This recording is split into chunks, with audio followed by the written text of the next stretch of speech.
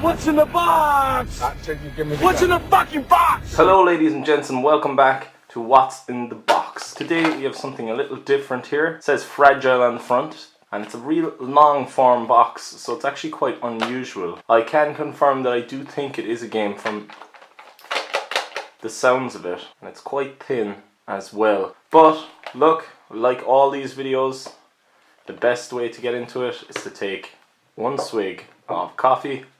That's lovely. And then get into the best part. Get it open as quick as possible.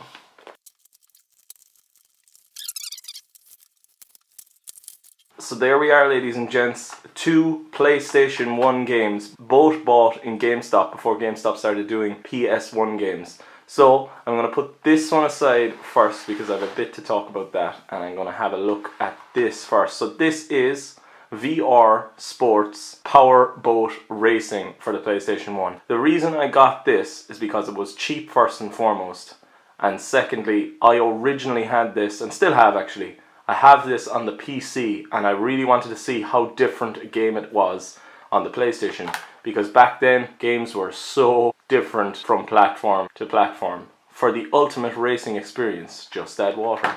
Right, let's have a look inside. The box is a bit shagged. I'm satisfied and happy that I got the inlay, so I can replace that box. That doesn't really matter to me. And of course the Powerboat Racing manual. Cool. So I have a flick through that there, see if there's anything interesting inside. Yeah, those weird controllers. Look at them. I really want one of them to see how it works. Occasionally when you play a game with your knee-jeek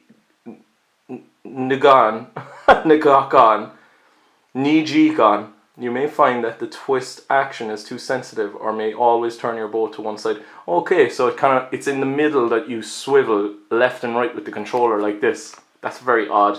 Analog controller, of course. The soundtrack in this game is hilarious, and I'm going to play a small snippet of one of those right now just so you can hear it. It sounds like a Tom Jones song. Yes, it's your race, and it's your way of life. Spinning your soul in an overdrive. You're on the cage, while staying alive. Pushing your boat in a hyperdrive. Toggle CD music on or off. Control, camera swing. So yeah, it's a very strange game. It's an odd game, like VR Powerboat Racing. It's so 90s, late 90s, like, oh look at this, somebody had written in the manual, whoever owned it before me.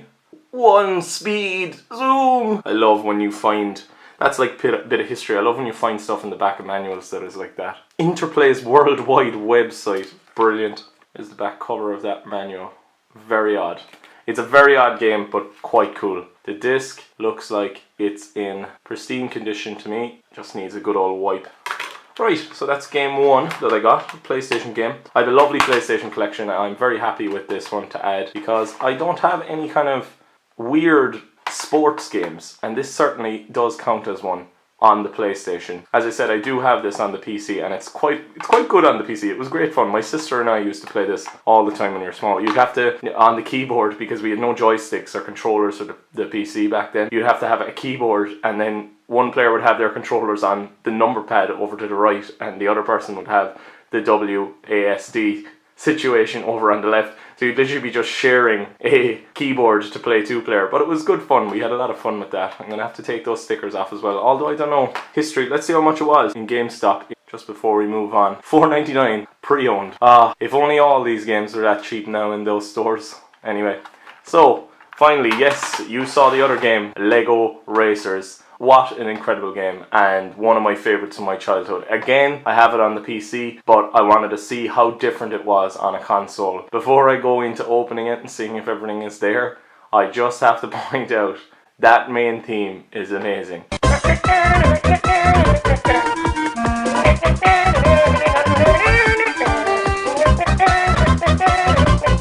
Love it. Anyway, Lego Racers. The box is in absolute shit again, so I'll have to change that out. Luckily I have a good PlayStation collection, so I can do just that and change out some shitty sports games like FIFA with good boxes for these games that mean a lot to me.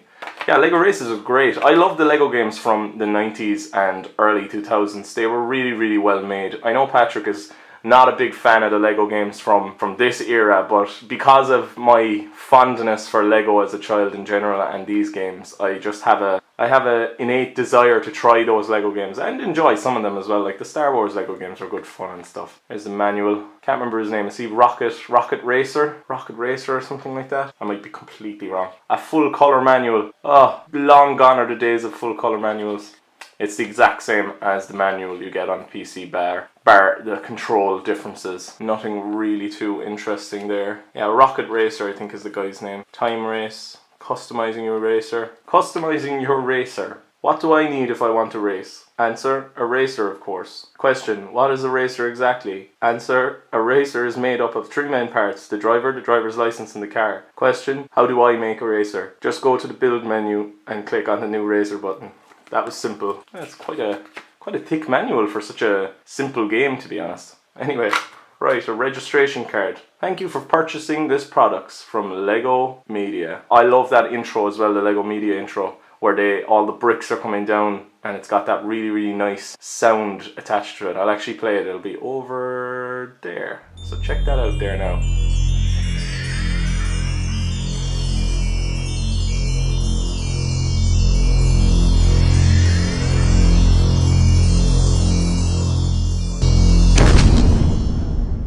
Why did you buy this product? Oh, it's lovely. It's a window into the past, isn't it? Oh, that box is shagged. It doesn't even have the disc holder anymore. The disc is in reasonable condition, and we'll just take a look at the back and we'll find out what price it is as well. It was $7.99 I think, on Liffey Street as well. So both from Dublin I think. Cool. So that was what's unboxed today. There's not a lot more to say about these other than they're great games, and if you haven't played Lego Racers, do check it out. It'll bring you back to your childhood, and it's kind of quirky. It's a bit weird, but I really, really do love it. And I remember the copy I got of this game originally, because I own a proper copy of it now on the PC, but when we were younger, one of my dad's friends copied a version of this game for us onto the disc, and it was quite hard to get running. The crack kind of thing was really weird, but we got it running in the end, and it was a lot of fun. It was highly legal, and we didn't do anything illegal at all. And now I own 2 copies of the game, so that's great. That's what's in the box, ladies and gents. Thanks very much for watching. If you liked this, please do hit that like button, and please leave a comment down below on what you think of these games, if you ever played these games or if you had them as a child. Please do subscribe to our channel, because that's very important. That gets us more views and it helps us get out to more news feeds. Hopefully our content will keep you interested.